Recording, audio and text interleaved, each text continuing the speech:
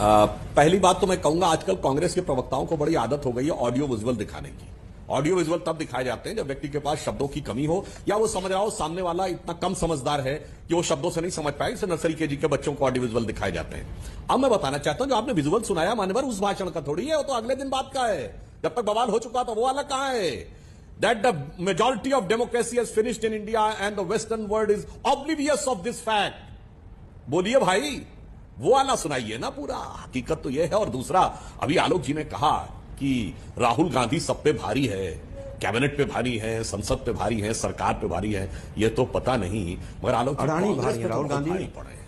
कांग्रेस पे तो ऐसे भारी पड़े हैं कि 137 साल के इतिहास में कांग्रेस को इतना नीचे कोई नहीं ले जा पाया है जितना नीचे राहुल गांधी जी के नेतृत्व में आप लोग गए हैं कि वो पार्टी जिसकी हमेशा क्लियर मेजॉरिटी आती थी, हम लोग बचपन में सुनते थे, उसको आज मुख्य विपक्षी दल होने लायक दो बार सांसद नहीं मिले। इससे ज्यादा भारी तो कोई नेता नहीं पड़ा होगा। मगर अफसोस की बात यह है कि आज कांग्रेस के अंदर इतना हल्कापन आ गया है कि इतनी हल्की बातों पर भी, भारत के इतने भारी अपमान पर भी आकर मजबूरी में, विवशता में, निर्लज्जता के साथ उसको डिफेंड करना पड़ रहा है। और आपने बात बड़ी अच्छी बोली कि पहली बार ऐसा हुआ कि भारत का कोई व्यक्ति दूसरे देश के राष्ट्रपति के चुनाव में हस्तक्षेप करता नजर आ रहा था। यह आप लोगों का आरोप था। बिल्कुल, हम तो बचपन में सुनते थे कि भारत के चुनावों में अमेरिका का हस्तक्षेप है, रूस का हस्तक्षेप है। आपका आरोप था कि भारत में मोदी जी के नेतृत्व में अमेरिका में हस्तक्षेप है। कितना बड़ा परिवर्तन यह नजर आ रहा। अगर यह आरोप भी है तो यानी उन्हें नजर आ रहा है कि हम उनके चुनाव को प्रभावित कर सकते हैं। आप पता नहीं कौन सी 50 साल पुरानी मानसिकता में पड़े हुए हैं कि अभी भी वो हमको प्रभावित कर लेंगे।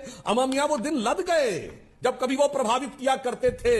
अब वो हमसे प्रभावित होते हैं। और दूसरी बात जो आप बात कह रहे हैं, ये राहुल गांधी जी ने किसी पब्लिक प्लेटफॉर्म पे नहीं बोला, ये कोई भारतीयों के बीच में नहीं बोला, ये फॉरेन इंस्टीट्यूशनल प्लेटफॉर्म के ऊपर बोला है, औपचारिक विदेशी प्लेटफॉर्म के ऊपर भारत की आलोचना की है। मगर उसमें कोई ऐसी खास बात नहीं है। अंग्रेजों के देश में जाके गोरों से गुहार लगाई है और गोरों के हाथ द्वारा ट्रांजिशन करके सत्ता पाई थी, गोरों के द्वारा स्थापित हुए थे। तो 21वीं सदी में जाकर अगर वही विचार फिर उनके दिमाग में गुलामी का उभर आया हो तो कोई आश्चर्य की बात नहीं है।